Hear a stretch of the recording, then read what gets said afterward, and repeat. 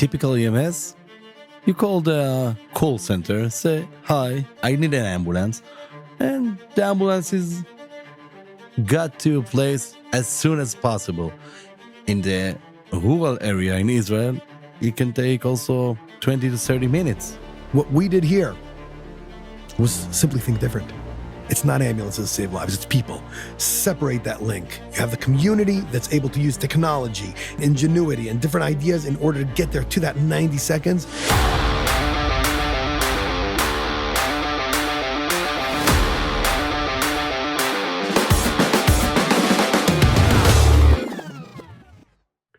Hi everyone, I'm Dovie Maisel. And I'm Elad Bachar, the head of the medical division. Until just recently, I have been, and you have met me as Vice President of Operations for United Hatzalah, but actually, we're now starting a new series of episodes of Masters of Emergency that are very related to my new role in the organization. Yes, I've been with the organization since the beginning, many, many years ago, and we'll talk about that in this episode, because this episode is talking about the startup of all startups. And my new role is actually CEO of a subsidiary company of United Hatzalah called United Hatzalah Innovation. Congratulations, Dovie. Thank you, Elad. Thank you. A big change, a big move where we understand that as being part of the startup of all startups, and we'll talk about why we're the startup of all startups. After 20 years of operation, there's so much that we have done over here that we have to share this with the world and share our technology, share our know-how, share our expertise. And in the coming episodes, we will be talking about all of these amazing technologies that United Hatzalah are partnered up with the leading companies, some of the stuff we invent here in-house, and we'll be talking about AI, and we'll be talking about augmented reality and virtual reality, special vehicles, and you know, it's gonna be crazy, it's gonna be interesting, and I think it really resonates with what United Hatzalah is, which is innovation. It's about forward thinking. It's about what else can we do to save lives. But in order to understand why I call it the startup of all startups, maybe we'll take it back a notch and yeah, exactly. Loop back just a little bit. And talk about what the organization is. For those listeners, viewers who have not plugged in yet to United Hatzalah and to Masters of Emergency, which is a great opportunity to subscribe and follow and look back at our previous episodes. I'll explain that United Hatzalah is the largest EMS, volunteer EMS organization in Israel, and one of the largest ones in the world on scale when looking at the operation and method of operation as a professional EMS organization. And I'm humbled to have been part of the team that started the organization, and is comprised, they have over 8,000 volunteers, men, women, Jews, Arabs, secular Orthodox, all walks of life. Hatzalah, for those who don't know, means rescue. And we are United Rescue, United Hatzalah. What are we uniting? We are uniting the cross-section of Israeli society, the very diverse and special, and the beautiful face of Israeli society. People who care, people who are willing to come out of their comfort zone and go out and save lives. Even in the middle of the night, at the winter, when it's rainy. You name it. With the ultimate goal of this organization is 90-second response to any medical emergency that occurs. And currently, we respond to about 2,000 emergencies every single day. Average response time under 3 minutes with a goal of 90 seconds. Unprecedented anywhere in the world on scale, and leveraging the most phenomenal technologies, which we will be talking about in the coming episodes. But when you ask what the secret sauce is, what makes United Hatzalah what it is, what's its power? It's the people. It's 8,000 volunteers. And when you ask any one of those 8,000 volunteers, why are you volunteering in United Hatzalah? Why are you willing to go through a 6 to 9 month training program and then, get equipment and be on call? This is not your typical volunteering in a soup kitchen 4 hours a week. This is 24/7. 24/7 on call to drop everything and go when there's an emergency nearby you. Some may know us as the Uber of life-saving. It was back in the day, Eli Beer, the president and founder, which I'll be talking about in a minute, defines it as the Uber of life-saving, harnessing and leveraging community and technology to save lives. Wait, I'm curious about the answer of the volunteers. Why they're doing it? So if you ask any of the volunteers why, they'll always have a story. Something that motivated them. It might have been a disaster or a death or something in the family, in the community, in the workplace, something that they either felt helpless or felt that they want to come out of their comfort zone and help. And actually, interestingly enough, statistics and numbers, the average age of volunteers, and this answers a lot of that question, the average age of volunteers in United Hatzalah is anywhere between the 30s and 40s. Wow. Yeah, interesting, right? You know why? We ask them. And it's because people are after their phase one in life. And this is when they already, some of them have a family, some are already set up with a career, and now they want to start giving back to community when this incident or something happened. And you know what? I'm no different, and I'm sure you're not, and you'll tell us, but I'll tell you where my story takes me back and where it put me and Eli Beer together on this mission, together with other great people on the way, but under Eli's leadership in this process. My story goes back to 1983 when I was a 9-year-old kid. I was a 9-year-old kid, third grade, in a school in Jerusalem. Coming back from school one day, not to mention that I wasn't too good at school. Anyway, nonetheless, sitting at the bus stop, waiting for the bus to go home, thinking about meeting my friends at the park, play some soccer or whatever. And I'm sitting at the bus stop, and from behind the bus stop comes running out a little girl. She must have been no more than 6 years old. Comes running across the sidewalk, right into the street, and right in front of my eyes, boom, she gets hit by a bus. And you see, whoever's watching can actually see the goosebumps on my arm. Third grade, 9-year-old, this poor little girl, lying on the ground, won't get graphic, not moving, people screaming, running all around. There weren't cell phones back then. Shouting to the buildings next door to call for an ambulance. And I'm just, nobody knows what to do. And I'm just staring at this. And I'm like, the only thing I did, I got up and I ran away. I ran home. And I didn't sleep that night. I didn't tell my parents what I saw. And the next day I came to school and they gathered us in the synagogue of the school there. And they were starting to talk to us. Evidently, in retrospect, I can say they were social workers and whatnot, because it turns out that this little girl that I saw get hit by a bus the day before was a first grader in my school, and she was killed in this accident. And at that moment, I was like, I had made a decision that when I grow up, I'll do something so I won't be helpless. I'll know what to do in the situation. I decided I'll become a doctor.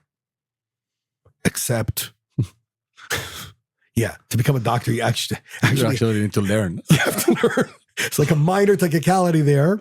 And yeah, well, knowing Eli Beer, president and founder of this organization, amazing individual, a spearhead of revolutionizing history, no less. We were neighbors in the neighborhood. And when I was 14, Eli said, instead of just hanging around the neighborhood, he started volunteering on the ambulance in Jerusalem back then. He said, Dovie, why don't you join me for a shift on an ambulance? I said, sure. I don't have any training or anything, but, why not? I was a big kid, I carried myself, fake it till you make it, Doesn't matter what you know. You look like you own the place and that's it. So I get in the ambulance with him and we're going out on a call and lights and sirens. And I'm like, oh, this is phenomenal. You found the light. And we get to the patient on the other end and we're helping. And this just feels, yeah, exactly. I saw the light. I said, this is it. And from that moment, I literally dropped out of high school. I moved into the ambulance station and started volunteering all the time. It was only at the end of that year that I actually did my course of my certification to become a certified responder. And that was it. There through the military career. And after that, growing up and getting into the professional system. But when we were teenagers, I remember Ellie, we had always spoken about this, and Ellie it really drove nuts because what happened, Ellie was on a call in our neighborhood where we lived in Jerusalem, and he got to this call of this kid that wasn't breathing, and it took them like 20 minutes to get there. It took them 20 minutes to get there, to cross Jerusalem in traffic. And when they got there, they started CPR. A doctor that lived across the street saw the ambulance outside and, of course, came to help. Except after 20 minutes, there was nothing to do. This kid choked to death. And what Elliot said, this is impossible. There was a doctor across the street. He known about this choking child. He could have run across the street, a simple Heimlich maneuver, and saved this kid's life.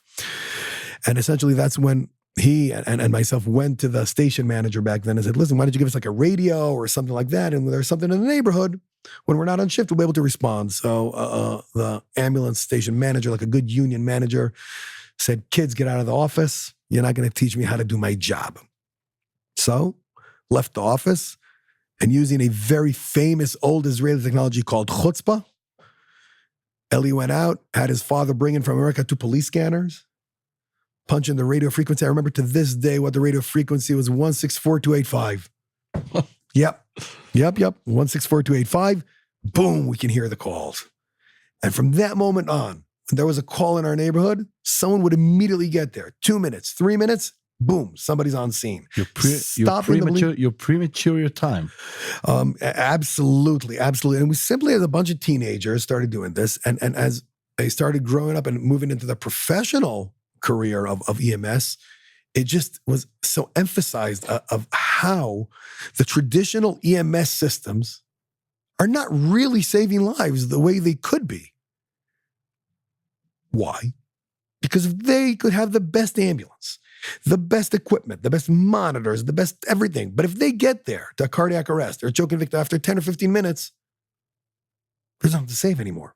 Yeah, but if you're taking it to the ambulance company, okay, why they didn't have the interest to take their employees at least and say, okay, I know that Dovie lives in this street, and if there is a case next to him, I'll call him. Very simple, because unions, workers, are not interested once they're off hours and you know what? I can't blame them, honestly. If they're working 8 on, 8 off, they're not going to run out on calls. But that's when we understood that it's not ambulances that save lives. It's people. If we can get enough people in the community, that's how we're going to start saving lives. So it started with police scanners, and eventually it started in one neighborhood and grew to another neighborhood and another neighborhood and then another city and another place. Fast forward, in 2006, the organization officially was established as United Hatzalah, as an EMS organization, and started responding throughout the country to these emergencies, understanding that the ambulances will take time. Because you can't have an ambulance in every street. But if you have enough people there, you'll be able to bridge that gap. And this was the goal. Get a 90-second response. And give the defibrillator, exactly, the EpiPen. Exactly. And that's it. That's the difference between life and death. And that's what United Hatzalah is all about. And today, like I said, over 8,000 volunteers, over 2,000 emergencies a day, over 1,000 motorcycles, ambucycles. And when we talk about innovation, Elad, I think the earliest, most historic innovation that we started in United Hatzalah was actually what we're most known for, is the ambucycles.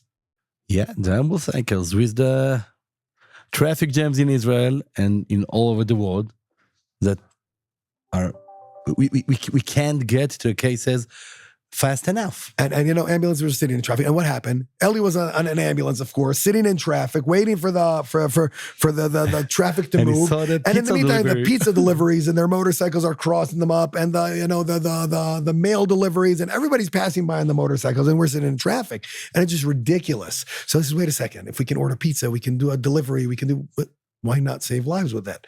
And on the box in the back, instead of putting a pizza pie, let's put a defibrillator, an EpiPen, and an BLS bag. Exactly, and tourniquets, and an oxygen tank. And you know what? By DNA, as a philosophy.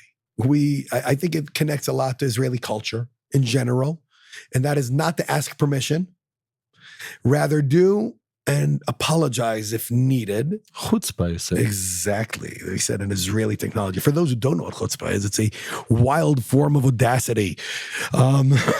And that's it. That's how the ambucycles took off. And we started and we had 10, 20, 30, 40 of them, 50 of them. And years later, when the organization had been more established and they, started getting heavily regulated by the government, Ministry of Health and whatnot. So they came in and said, okay, what about the motorcycles? Where are they registered? And we're like, they're not. And they look at us at the ministry and say, what? 100 motorcycles running around, lights and sirens, going through red lights, everything looking like a most certified official emergency vehicle. We were Indians. Literally. It was like when we were kids playing cowboys and Indians, running around the neighborhood saving lives on ambucycles. And that's when the government so we apologized, of course. We said DNA and registered the vehicles, made them official. And today, actually, the original criteria for an medical emergency response ambucycle were designed by our existing ambucycles. And that's how essentially the whole story started. And understanding that gap is there, and the goal is not to replace any existing organization, the national organization, the government service. We're there as community. This is power of community. But I know that we are going to talk about it at our next episodes. But okay, so you have the volunteers, you have the passion, you have the ambucycles, but how can they know that there is a case next to them? So historically, we started off, like I said, with the chutzpah of the police scanners, but and we'll talk about this in the future episodes of innovation. Now, is essentially we understood that as technology was developing, we need to be ahead of the game at whatever comes out, and even if it's not out yet, we'll invent it, and we'll talk about that. But there's a reason why we're calling it the Uber of life-saving, because we actually, way before the times of iPhone, started implementing the concept of GPS and location-based identification and dispatching by what Uber is today. And basically every other service which works off of apps of location and things like that. And we're constantly thinking of what will serve that goal of 90 seconds. If we're looking from a business perspective, so you'd say it's all KPIs, right? Everything's KPIs today, KPIs. It's back in the day, who knew KPIs, who knew anything? We knew we wanted to get there fast. We wanted to get there to start CPR, to stop the bleed, to put on the tourniquet, to give the EpiPen, whatever it is. And that's basically how this organization grew. And today the organization has over 1,000 ambucycles. It has over 100 ambulances operating on the road, hundreds of fly cars, jeeps, helicopters, everything. And all, the craziest thing about it, for free. All for free. Why? Because we found that this is the strongest motivator of this crowdsourcing of life-saving. They know that when the volunteers know that they're going out, nobody's making a buck on their back. Nobody's billing that patient. They feel that responsibility to go out and save lives. And it's tremendous. It's tremendous because it's for free and everything is by donations. And it's just a tremendous, tremendous power of community. And actually, when the government, over the years, were looking at what we were doing, they couldn't understand at the beginning. They couldn't comprehend because no 911 system or emergency medical service in the world operates by this method. I mean, Elad, you've been in the field 25 years? Yeah. 25 years. How does typical EMS work? Typical EMS, you call the call center, say, hi, I need an ambulance. And the ambulance is got to a place as soon as possible. In the rural area in Israel, it can take also 20 to 30 minutes.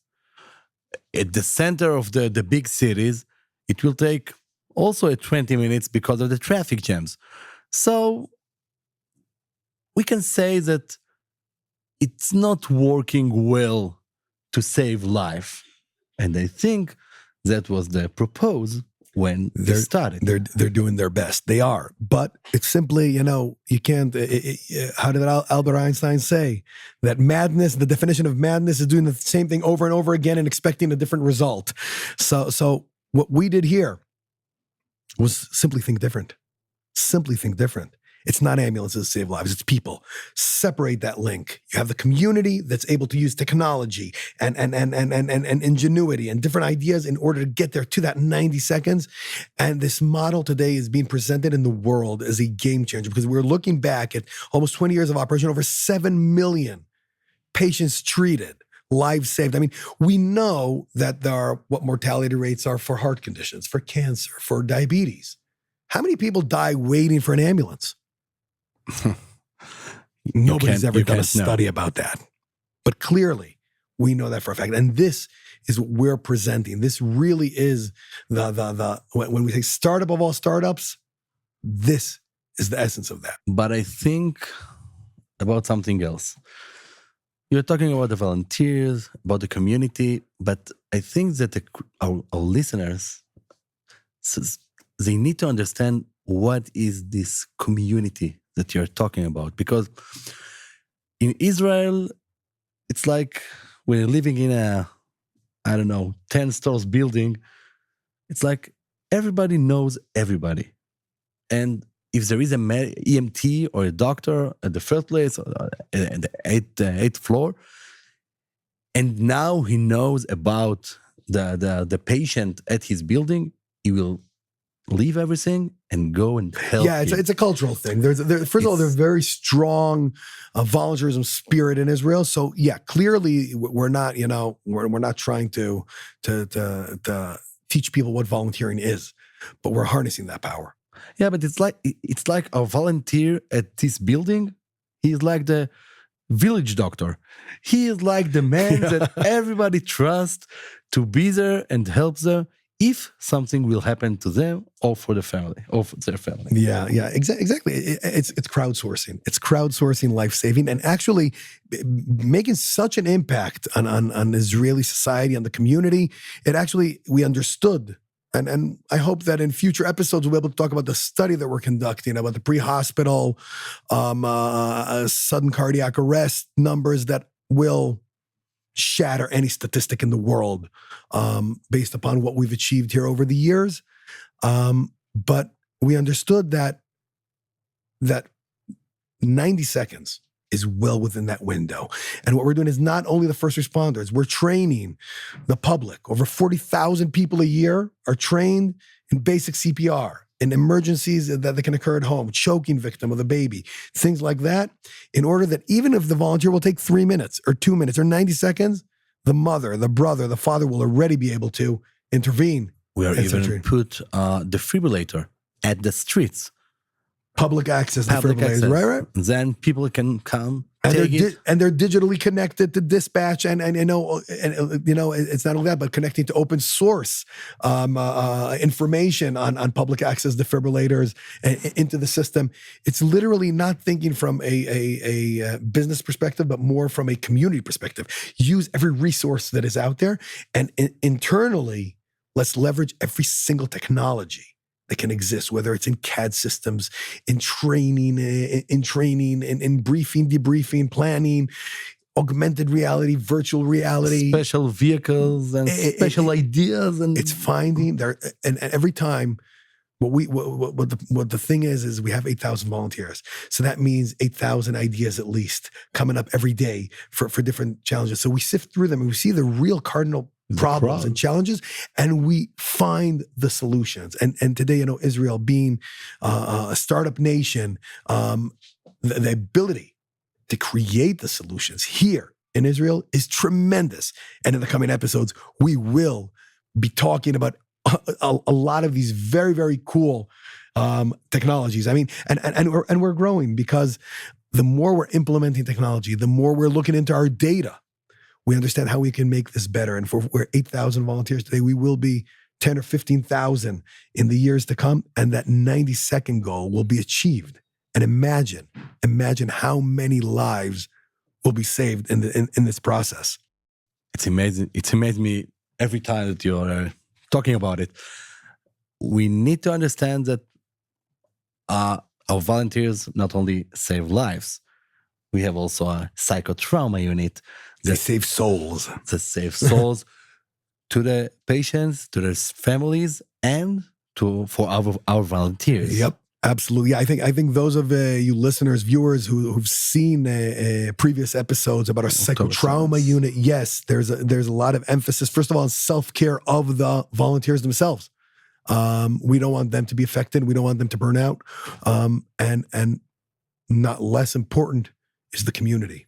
We understood that today there are social services that know how to provide mental health services. There's services in the hospitals and other places. But who is there at that moment when either it's a terror attack or, God forbid, a child is killed in an accident or a crib death or whatever, while the team is treating that child or the rest of the members of the family are being exposed to the most traumatic experience of their life. And we understood that this power of community is there for that as well. And the psychotrauma unit provides that solution as well. And I think that before, I don't think I'll continue. I think we'll go for a wrap. And I'm really looking forward to our next episodes. I'll just say again, the organization does amazing work. And we said that it's all free and non-government funded or anything, and is all supported by donations. And that also takes me to my new role, which is to take this knowledge, to take this experience, and hopefully, looking into the future, go out and share this with the world and create sustainability for the organization so that we will continue to operate years ahead and bring out amazing life-saving technology from Israel, from here, from United Hatzalah, from saving lives here, as being light to the nations. You know, Israel is referred to as light to the nations. Israel is referred to as light to the nations. So also here, bringing these life-saving technologies, sharing this with the world, and just simply saving more lives. So on that note, we're going to go for a wrap. I will say that I hope that you enjoyed this episode. Please subscribe, but more importantly, next time on Masters of Emergency, we'll examine the evolution of EMS dispatch, CAD systems. Don't forget about everything you knew about CAD. We are looking at the next generation. We are looking at AI. We are looking at changing our methods from reactive to proactive. We are waiting there for those calls to happen right next to us. So join us for those episodes ahead. Thanks for listening, and we'll see you then. Thank you, Elad. Thank you, Dovie.